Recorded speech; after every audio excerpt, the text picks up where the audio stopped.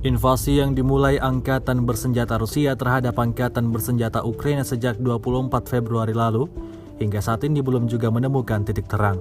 Sebuah rekaman ramai beredar di media sosial Telegram pada Sabtu 17 Desember 2022. Personel militer Distrik Militer Barat melepaskan tembakan dari sistem penyembur api berat Solnsebek ke kubu pasukan Ukraina. Tampak ledakan terjadi berkali-kali pada posisi pasukan Ukraina.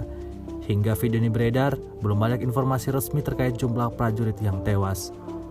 Selama invasi berlangsung, Rusia melaporkan 344 pesawat Ukraina, 184 helikopter, 2.673 kendaraan udara tak berawak dieliminir oleh pasukan Vladimir Putin.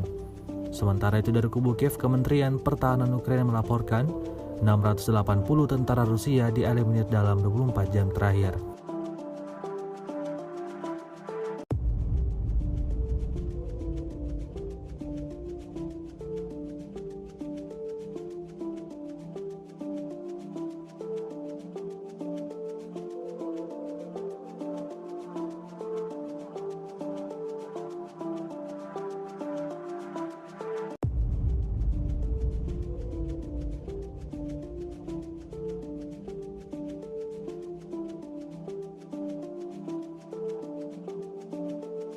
Terima kasih sudah nonton.